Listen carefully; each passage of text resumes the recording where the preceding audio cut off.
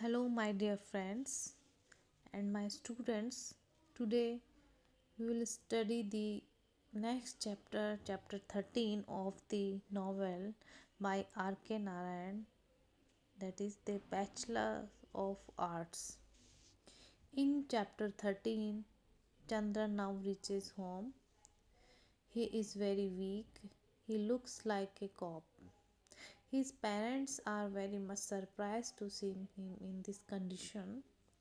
They had been very much worried about him as they had not heard even once from about him during long absence. And his father's worries about him are verified from the fact that the garden seems so uncared and overgrown with the grass. His mother's affection is seen in the fact that his room was found clean, tidy, and undisturbed, and Sinu was not allowed even once in his absence to enter it. His father told him that he would have informed the police if he had made a little more delay to come back. अब जब चंदन घर आ गया है वो बहुत week हो चुका है। उसके फादर मदर दोनों परेशान है कि उसके साथ में ऐसा क्या हुआ, कि क्या उसकी कंडीशंस रही। इन सब चीज़ों के बारे में वो बहुत परेशान है, बहुत चिंतित है। Ramu had not return even once to him. He came to know that Ramu's parents had left Malgudi for good. He also comes to know that Ramu had been employed in Bombay at rate 75 a month. Chandan realized that friendship like love was a mere illusion. तो अब चंदन को लगने लग गया था कि जो friendship जो उसकी रामू के साथ थी वो भी एक बहकावा था, एक छलावा था, जैसा कि उसका प्यार था मालती के लिए। Only circumstances forced friendship.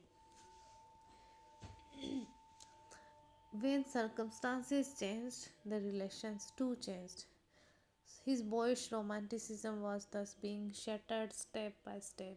अब उसको अपनी एज का, अपने यंग एज का रियलाइजेशन होने लगता है धीरे धीरे, जब वो आगे आगे बढ़ता जाता है।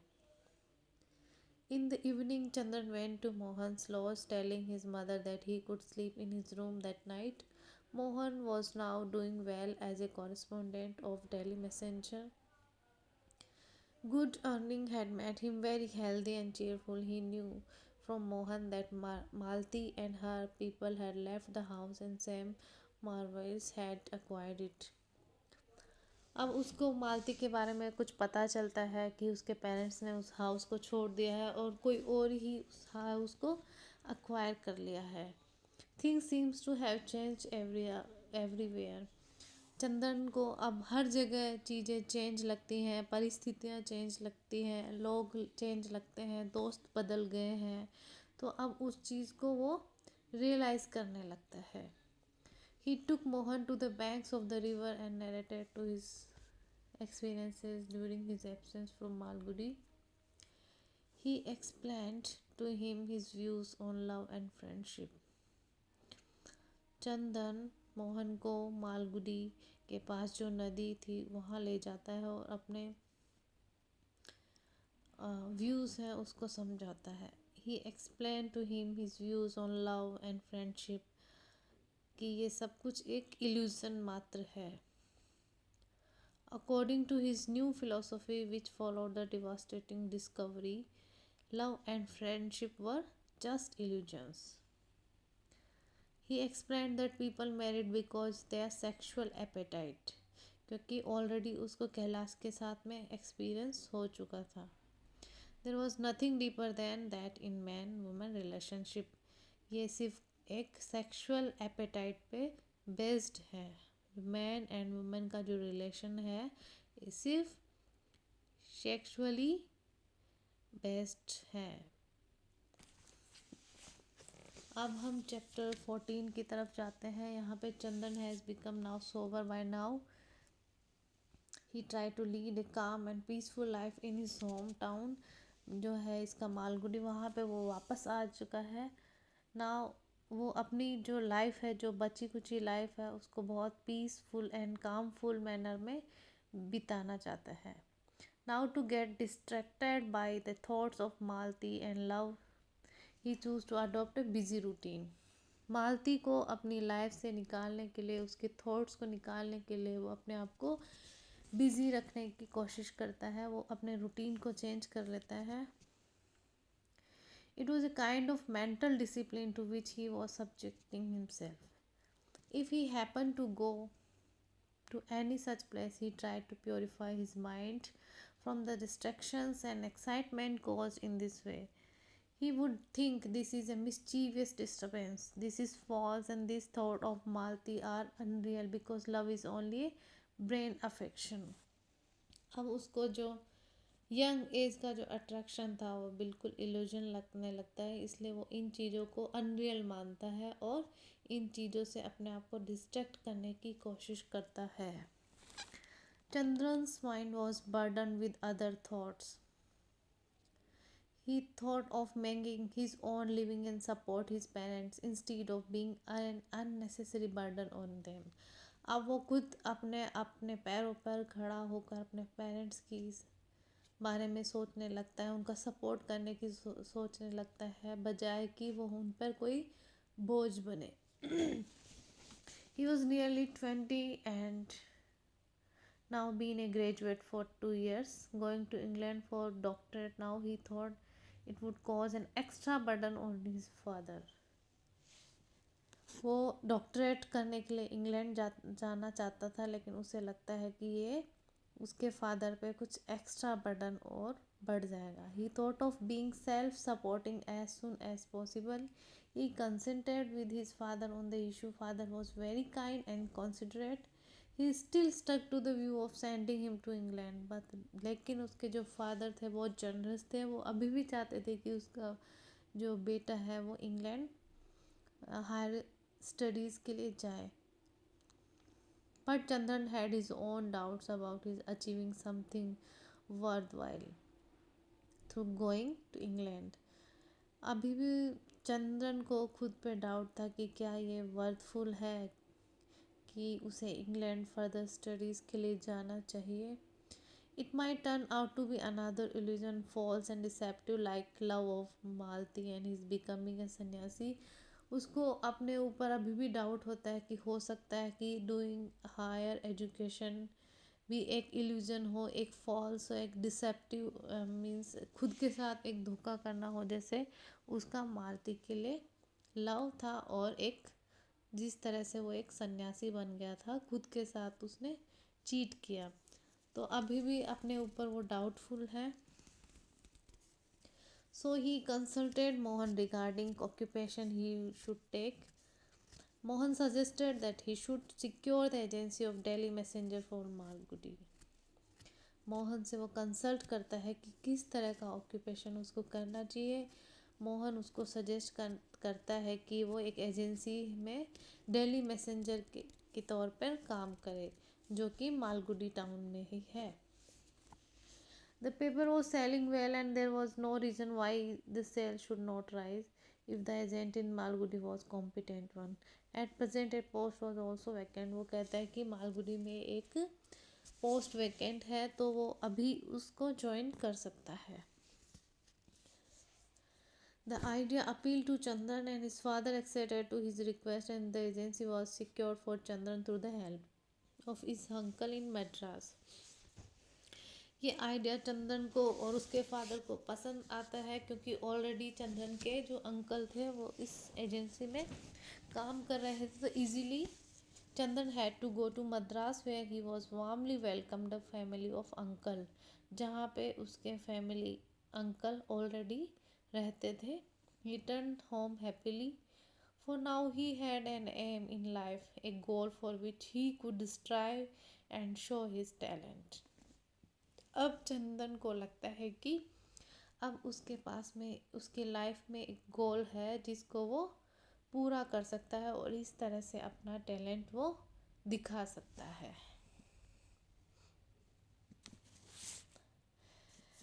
अब हम मूविंग टुवर्ड्स द चैप्टर 15, उसमें Chandan set to work determinedly and wasted no time otherwise. अब यहाँ पे चंदन कोई टाइम वेस्ट नहीं करना चाहता है. Office room was hired at the market road.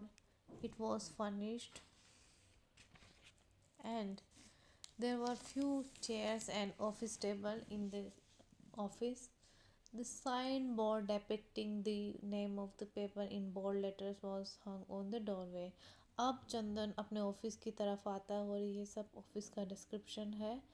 First, he noted down the procedure of the canvassing. He wrote letters to the person enlisting, then supplied free specimen for 2 days, and then visited them personally, and finally took a month's subscription in advance. Next, he planned the bulletin. It approached an advocate for steps. First was information, illumination, appeal, and force. And it circulated the knowledge of agency and ये सब जो office work था उसकी बात हो रही है.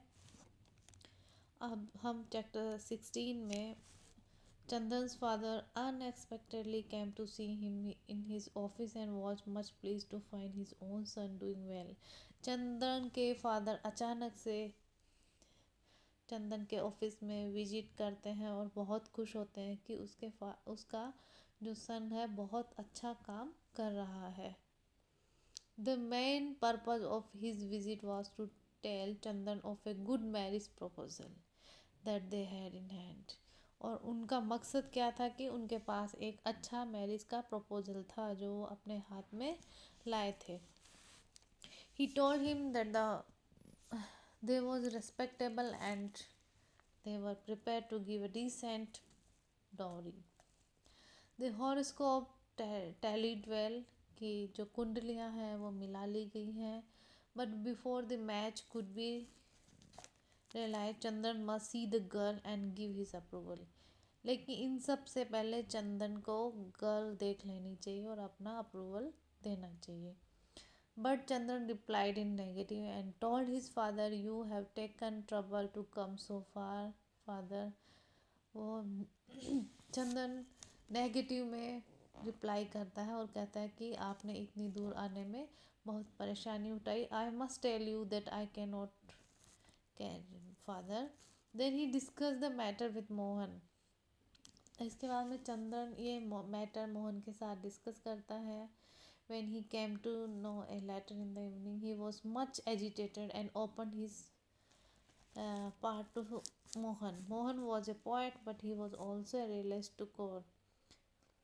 He called him Collier's realist. He advised him to marry the girl if she were good looking.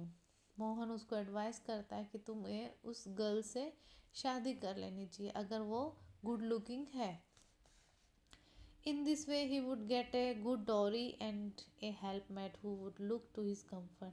और इस तरह से उसे एक अच्छा दहेज मिल जाएगा और comforts मिल जाएंगे. It was not a manner of love but a question of taking into consideration and the realities of life. Mohan उसको समझाता है कि ये सब लाइफ की रियलिटीज़ हैं. He told Chandran, if one has to marry, he must to do it for love. If there is such a thing और for they are comfort. और इसके अलावा और कोई चीज़ है वो सिर्फ कम्फर्ट है. There is no sense in shutting your eyes to know the reality of things. तो वो समझाता है कि this is the reality of life. I am beginning to believe in callous manner. Since in philosophy there was no such thing as love, there all the more cause for marrying for practical. तो इस तरह से वो life की जो philosophy है वो चंदन को समझाने लगता है. अब हम चैप्टर 17 की तरफ चलते हैं. 5 days later Chandan went to Talapur with his mother where the girl had and her parents lived.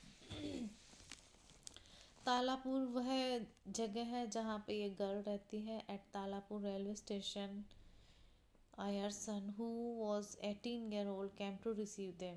And they reached the house. They were cordially welcomed. वहाँ उनका बहुत अच्छे से वेलकम हुआ.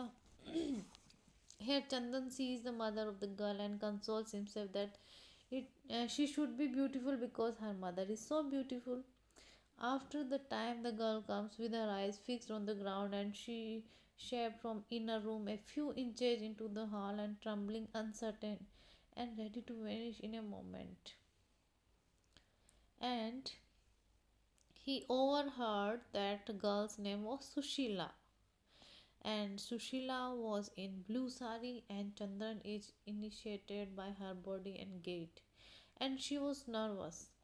When Chandran see her face, he finds her figure and face divine and likes her all more. जब चंदन उसको देखता है तो वो बहुत ब्यूटीफुल लगती है. She also steel a glance eight Chandran. वो भी अपनी नजरें चुराकर चंदन को देखती है. She could play very well and was a good student. Chandan was eager to marry her without any delay. अब चंदन भी उससे शादी करने के लिए बहुत उत्सुक है. On the return journey, Chandan kept constantly thinking about her and wondered that what he had seen in Malti to fall in love and with her and want to marry her. इस दौरान जब वो return कर रहा था अपनी journey से, तो वो दोनों में कंपेयर कर रहा था, मालती में और सुशीला में. And now this is the chapter 18. This is the concluding part of this novel.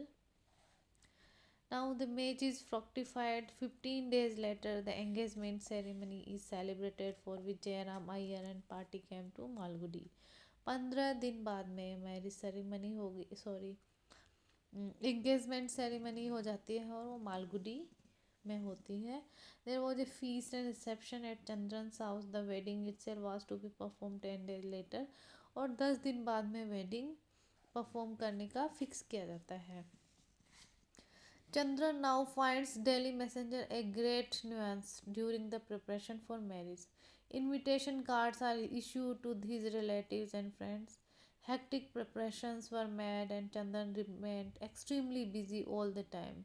अब शादियाँ की तैयारियाँ चल रही है. On the occasion, he remembers his friends Ramu, Natsan and Veer Swami. The marriage was duly performed and Mohan looked after the paper during his absence. He compares Malti and Susila and finds the latter more beautiful, far better than the former. Chandran, now a changed man, one day he tells Mohan about Sushila. On the first day, she was too shy to talk to me. अब वो सुशीला के बारे में मोहन को बता रहा है कि फर्स्ट डे वो बहुत शर्मा रही थी. It was on the third day she uttered a few syllables. Before I came away, she spoke quite a lot. Shy at first, she is very sensible girl and talks very intelligently. अब वो सुशीला की तारीफ कर रहा है. I asked her what she thought of. She merely threw a mischievous side glance. She has a very mischievous look. She has promised to write to me on alternate days. She writes beautiful English. अब इस तरह से वो English की तारीफ कर रहा है और उसको बोलता है कि तुम मुझे हर अल्टरनेट डे से एक letter लिखोगी. 2 months later, one evening, Mohan found Chandran much depressed. अब 2 महीने बाद में मोहन चंद्रन को और भी ज़्यादा डिप्रेस्ड पाता है. He had received no letter from his wife for 1 week. अब चंद्रन को 1 week से ज़्यादा हो गया है, उसकी वाइफ की तरफ से कोई लेटर नहीं मिला है. And imagine than she must be ill. तो उसको लगता है कि शायद वो बीमार है. She had written in her last letter that she had cold and probably now she has down with high fever. उसको लगता है कि लास्ट वीक उसको कोल्ड था और हो सकता है कि अभी उसे हाई फीवर हो गया हो.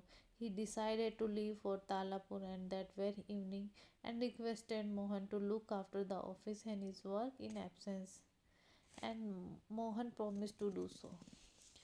और इसी तरह से वो तालापुर के लिए चला जाता है. यहाँ पे हमारा ये जो नॉवेल है R.K. नारायण द्वारा लिखा हुआ, वो यहाँ पे हमारा फिनिश हो जाता है. Thank you. इसकी explanation we will do in our next video. Thank you.